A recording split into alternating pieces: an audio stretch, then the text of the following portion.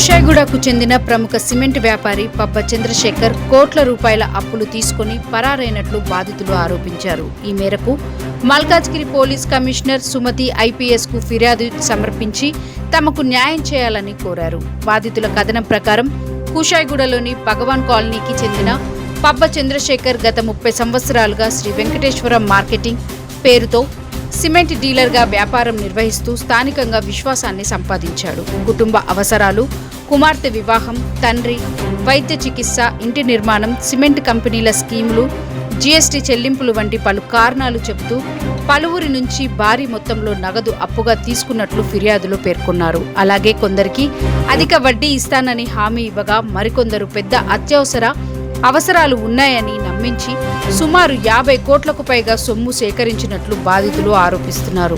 ఈ నెల 22వ తేదీ నుంచి పబ్బ చంద్రశేఖర్ తన మొబైల్ ఫోన్లను స్విచ్ ఆఫ్ చేసి అందుబాటులో లేకుండా పోయాడని, ఆయనతో పాటు భార్య కూడా కనిపించడం లేదని తెలిపారు.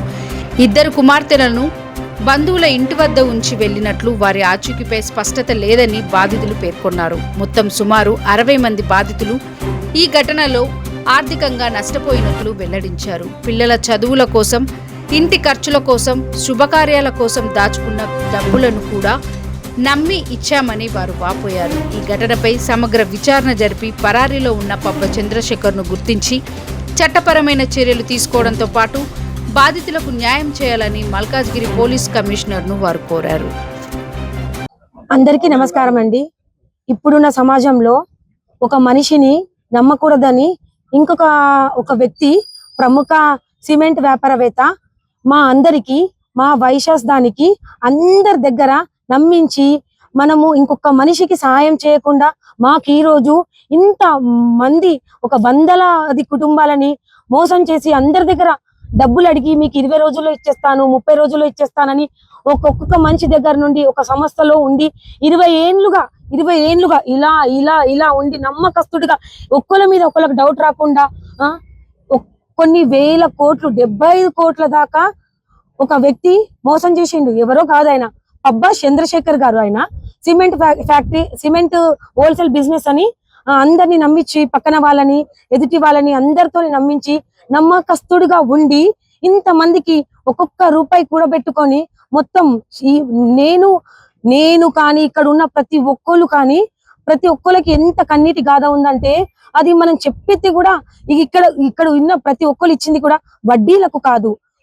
మనకు తెలిసిన వ్యక్తి 20 రోజుల్లో ఇస్తాము అని చెప్పి నమ్మించిన వ్యక్తి. ఇక్కడ ఉన్న వాళ్ళు కూడా వడ్డీలకి కానీ, ఎక్కువ ఇంట్రెస్ట్ రూపంలో కానీ ఎవ్వరు ఇచ్చిన మనుషులు లేరు.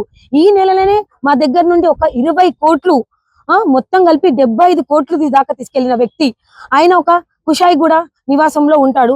ప్లీజ్ దయచేసి మీకు మేము ఫోటోలు కూడా అప్లోడ్ చేస్తాము. మా దగ్గరకి 20 రోజుల రూపాయలు మొన్న వెళ్ళిపోయే ముందు రోజు కూడా 33 లక్షలు చేతి బదులు అని చెప్పి తీసుకున్నాడు. ఇలా మా దగ్గర నుండి 63 లక్షలు ఇంకొక మనిషిని నమ్మరాకుండా మొత్తం మన జాతికే మొత్తం అవమానం చేసి తను వెళ్ళిపోయాడు. ఆయన ఎక్కడున్నా వదిలిపెట్టే ప్రసక్తి అయితే లేదు.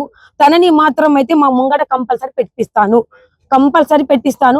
ఇది ప్లీజ్, మేము ఇంట్రెస్ట్ లకు ఇవ్వలేదు, మేము కష్టపడి రూపాయి కూడా పెట్టుకున్న డబ్బు ప్లీజ్ ఆయన ఎక్కడున్నా మా ముంగడికి తీసుకురావాలి. మా డబ్బుల్ని న్యాయం చేయవాలిగా మేము డీజీపీ ఆఫీస్ దగ్గరకు వచ్చాము అందరం కలిసి. ప్లీజ్ మాకు కమిషనర్ ఆఫీస్ దగ్గరకు వచ్చాము. ప్లీజ్ మాకు న్యాయం చేయండి ప్లీజ్ అండి. మా రిక్వెస్ట్ ఇది, మా అందరి నుండి మా రిక్వెస్ట్ అండి. Thank you. జై శ్రీమన్నారాయణ. ఫస్ట్ మీడియా మిత్రులందరికీ కూడా ప్రత్యేకమైన ధన్యవాదాలు. ఎందుకంటే ఈరోజు దాదాపుగా 70 మంది కూడా ఒక ప్రముఖ వ్యాపారవేత్త అని చెలామణి అవ్వుకుంటూ ఒక సంస్థలో రెండవ పోస్టు అంటే జనరల్ సెక్రటరీగా పనిచేసుకుంటూ ఎంతో మంది జీవితాలతో ఇలా రోడ్డు మీదకి వచ్చి వాళ్ళందరూ కూడా ఉరివెట్టుకునే పరిస్థితి వచ్చింది.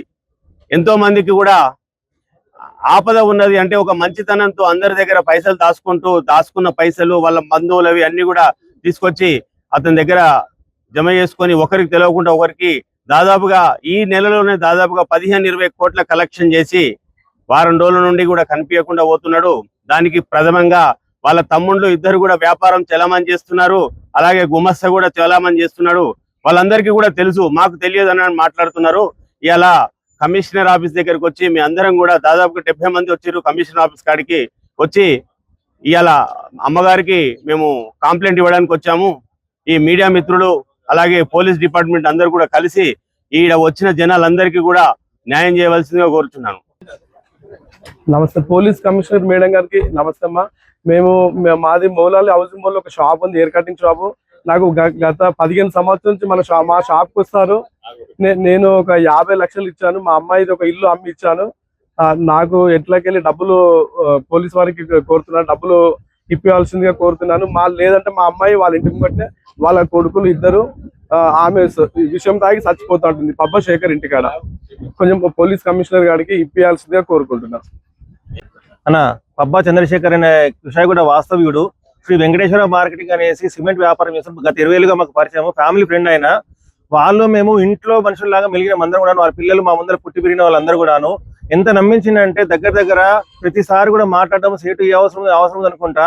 వాళ్ళ నాయన కొంట్లో బాగాలేదని చెప్పి, వాళ్ళ బిడ్డ పెళ్లి అని చెప్పి, ఇల్లు కడుతున్నామని చెప్పి, GST బిల్లింగ్ అని చెప్పి తలా ఒక దగ్గర మనిషి ఒక కహాని చెప్పుకుంటా, ఒక దగ్గర 10 లక్షలు, ఒక దగ్గర 5 లక్షలు అట్లా పెంచుకుంటా టైంకి మితించుకుంటా, మళ్ళీ టైంకి రీపేమెంట్ చేసుకుంటా దాన్ని నమ్మకం కలిగించి దగ్గర 10 ఏళ్ళ నుంచి ఆ డబ్బులు పెంచుకుంటూ ఇప్పుడు 100 మంది పైన మొత్తం తెలంగాణ డిస్ట్రిక్ట్ అన్నింటిలో కూడాను 75 కోట్లకు పైనగా ఆయన మోసం చేశాడు. అందరు బాధితులు ఇవాళ రోజున మీరు న్యాయం చేయకపోతే మాత్రం ఊరేసుకొని చచ్చిపోయే కుటుంబాలు కూడా చాలా వరకు ఉన్నాయి. మన గవర్నమెంట్ కానీ లేదంటే మన పోలీస్ కమిషనరేట్ కానీ కొంచెం అన్యత భావించకుండా వాళ్ళు తొందరగా యాక్షన్ తీసుకుంటే కొన్ని కుటుంబాలన్నా బాగుపడతాయనే ఆలోచనతో మీ ముందు సవినయంగా మేము బాధను వ్యక్తపరుచుకుంటున్నాము. తగిన న్యాయం చేయండి ప్లీజ్.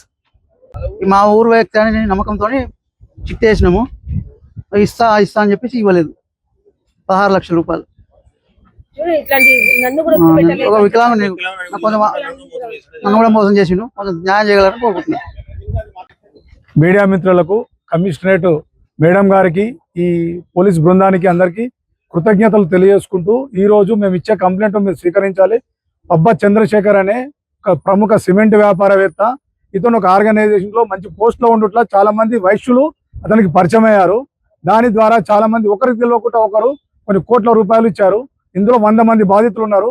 సుమారు 75 కోట్ల రూపాయలు, 15 కోట్ల రూపాయలు ఈ నెల రోజునే తీసుకొని వెళ్ళి పారిపోయాడు. అందరికీ ఈ 2-3 డేస్ టైం చెప్పి బయటకు వెళ్ళిపోయాడు. ఒకరి తెలియకుండా ఒకరి దగ్గర డబ్బులు తీసుకున్నాడు. ఇతను GST పేరు చెప్పి చాలా మంది దగ్గర మోసం చేసిండు. GST వస్తుందని చెప్పి ఉద్దేశంతో అతను చేసుకుంటూ వచ్చిండు. అతనికి 18% ఇన్పుట్ వస్తుంది.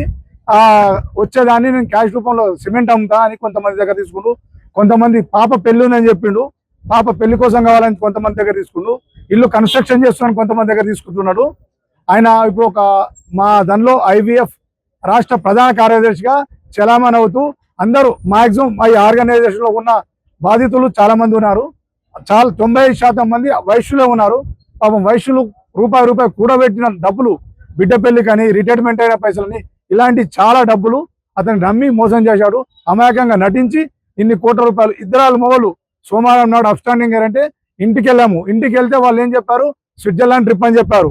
వారం రోజులు ఆగినాము. సోమవారం నాడు వస్తారంటే ఆమె నమ్మినాము. సోమవారం దాటిపోయింది కాబట్టి వాళ్ళ ఇంట్లో రెస్పాన్స్ లేదు. వాళ్ళ పిల్లలు ఉన్నారు, వాళ్ళ తమ్ముళ్ళు ఉన్నారు. వాళ్ళ మీద తగు చర్యలు తీసుకొని, కఠిన చర్యలు తీసుకొని ఆయన ఎక్కడున్నా తెప్పించి ఈ అందరికీ న్యాయం చేయాలని మా యొక్క కోరిక. సుమతి మేడం గారు మాకు న్యాయం చేస్తారని నమ్మకం ఉన్నది. ఆమెకు ప్రత్యేక వినతి చేస్తున్నాము.